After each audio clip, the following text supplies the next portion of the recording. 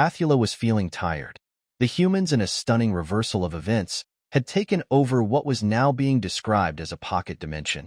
This pocket dimension, now dubbed Garden of Eden, or just Eden most of the time, was the same realm from where Athula and the Tieflings had originally fled from.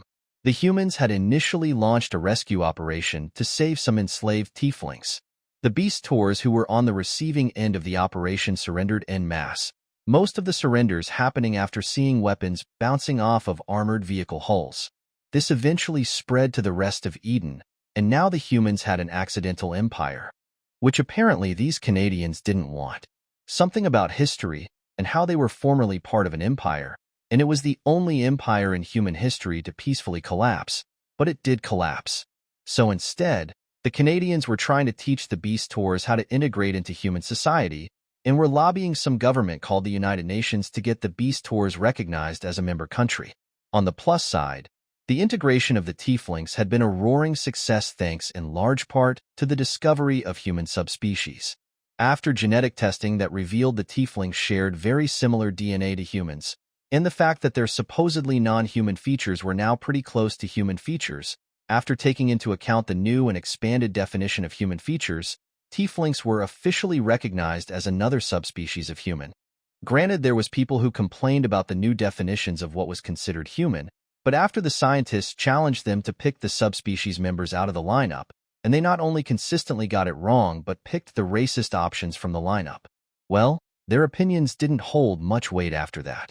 The major fallout of this conflict, though, at least from Athula's perspective, was that he was assigned the task of integrating the 48 gods from Eden other than himself and Panthura.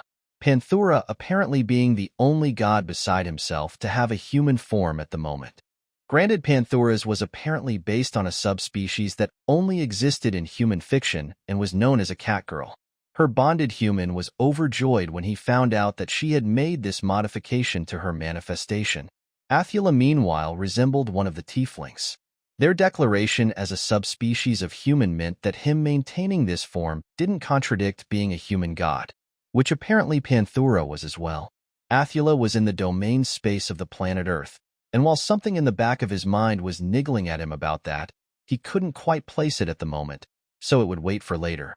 Right now, he was trying to explain to the gods he referred to as the hard cases why they couldn't just start a war because they were bored/needed more people to worship them.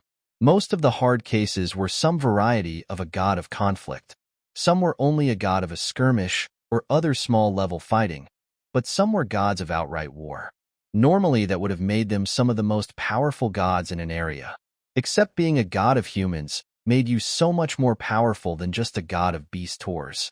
For one thing, there was the size of the population. There was only about 100 million Beast Tours across all three varieties of them, but there was currently somewhere between 8–9 billion humans. Also, the human concept of war was so much more powerful than the Beast Tours concept. Humans had a war where 70–85 million people were estimated to have died, and that was only considered to be about 3% of the human population at the time. That same number would nearly wipe out the Beast Tour civilization.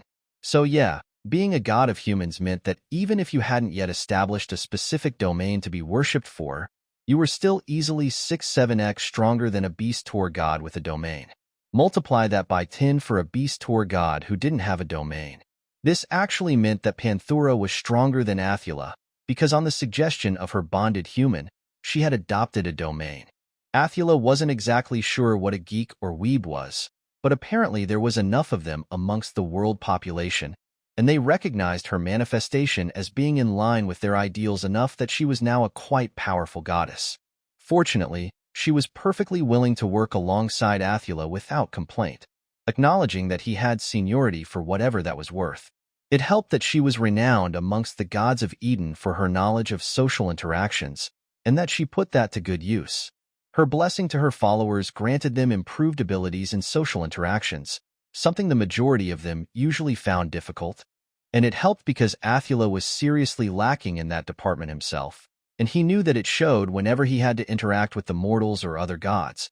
So Panthura was the face of this integration clinic, while Athula was the knowledge base. As Athula sighed and looked out over the gathered group of gods, something caught his eye as not belonging. It took him a moment to realize what was wrong. There were two factors to it. First, there was the fact that there was one more god in the group than there should be. Secondly, and it was embarrassing how long it took for this part to sink in, there shouldn't be any other gods besides Panthura and himself with a human appearance. Excuse me, but who are you? Athula asked of the newcomer god. The god in question seemed surprised to be talked to. You can see me? Wait, of course you can. You're all gods. I'm too used to the humans not being able to see me. Most of the humans just refer to me as God, but I think some of the Hebrew scripture calls me Yahweh, or something to that effect. I'm the original God of the humans. That suddenly brought into full clarity that niggling sensation from earlier and what was causing it. Earth had a domain space that usually only existed if there was a god who had created it, but the humans Athula had talked to on the subject had claimed that Earth had no gods. If you're the original, and you apparently still exist, why do the humans seem to think you don't exist? Well, I screwed up early on in my career with how to interact with the humans. First thing you should know is that the contents of the scriptures associated with the religions that supposedly worship me are 100% wrong and completely made up by humans. The human scriptures claim that I made humans. The truth is that their belief made me. Athula and all of the other gods nodded at this. Mortal belief was what gave birth to all of them. Well, that's how all gods are created. Panthura answered the new god in a matter-of-fact tone. Please explain that to the humans. Because their twisted belief in a false view of me means that most of them can't actually interact with me. They refuse to believe what their senses are telling them when they encounter me because it disagrees with their concept of me, so they ignore the information instead. This combined with the mistake I made of only interacting with priests in charge of leading my worship early on in my interactions with humans has led to no human actually being able to interact with me, as all humans now believe that I only interact with a chosen few.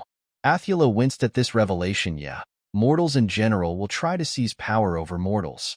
So if you only interact with a small subset of the mortals, the ones you interact with will try to leverage it into power over the others, often by claiming that their desires are the will of God, or some such similar nonsense. In our home dimension, this usually led to a decline in worship of whatever god didn't have enough public presence, eventually leading to their dissolution. I think only Athula here ever turned it around by actively manifesting a statue of himself in every city that would answer any questions presented to him, while simultaneously denying the words of his priesthood as fake. And it took 6 months of him doing that to reverse the damage. Panthura added in. Athula grimaced at the recollection of that particular memory. He had been more hands-off before that incident because he had been trying to focus on gaining more knowledge at the time. He only recovered about 70% of his power after that incident and refused to have an established clergy for his worship after that point.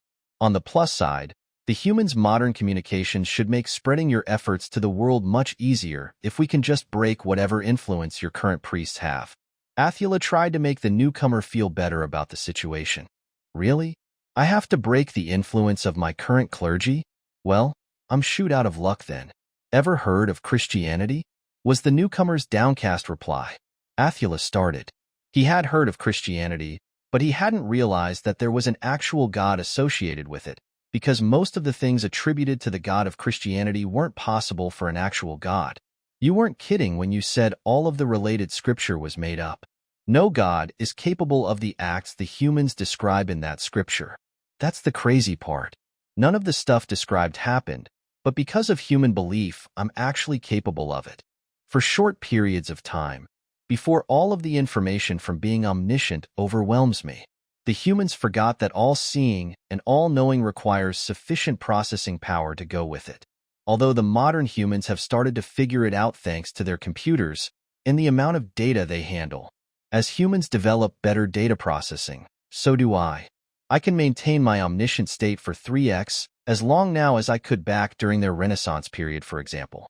A resounding silence was the response to that particular reveal. The fact that this god had just casually revealed that he was that powerful to them was mind-blowing to the Eden gods. Do you have a name we can address you by? We can't just call you God, and based on what you have told us, I can't imagine you would be eager to be addressed by a name from human scripture. Panthura finally asked. Well, you could always call me the Emperor. Sorry, That was a joke based on one of the human space fantasy universes. Warhammer 40K, right? Panthura responded. The wannabe god emperor of mankind blinked at her in response. You've only been on Earth for 2 months, and you already know about 40K? He asked in confusion. My domain is geeks. Warhammer players and lore enthusiasts make up a decent percentage of my worship base. Right up there with the anime enthusiasts, with a significant overlap between the two groups. Oh, Panthura looked around at the other gods. Anyone have any objection to him using that name? The general consensus was no, which only happened because no gods, including the newly named God Emperor of Mankind, understood just what the consequences of him utilizing the name would be. 10 minutes later, 4 new god entities were sitting in the domain space, staring around in confusion. Their names revealed the first hint that something had gone terribly wrong.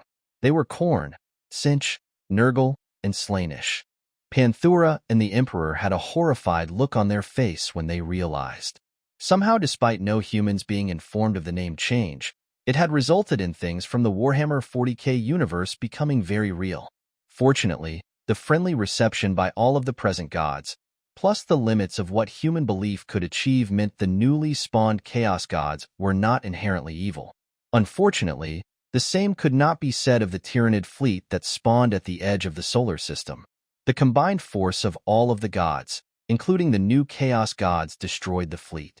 But this still showed that humanity needed to be better prepared, and it needed to happen right now.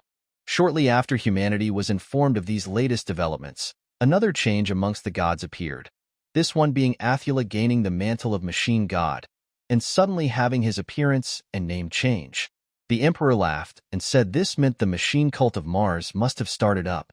The newly named Omnicia agreed, and investigation revealed that a group of human engineers who were working on developing spaceships alongside mages had started adopting weird ritualistic behaviors, which, due to the nature of how magic worked, meant their ship designs were more effective than other similar groups. So the behaviors were being encouraged by higher-ups.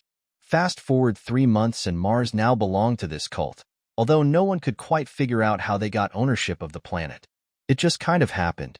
But Earth had a very capable fleet now, and only this cult of the machine was able to repair it. Because when other humans tried, they couldn't fix the ships. The ships were so dependent on magic in their design, and the magic required the specific rituals of the cult, so now Earth had a dependent relationship with Mars, which was fine with the Omnicia, because it meant that the machine cult could focus on destroying the hostile aliens that were being discovered, rather than worrying about Earth politics, because whoever was in charge would still need the support of Mars.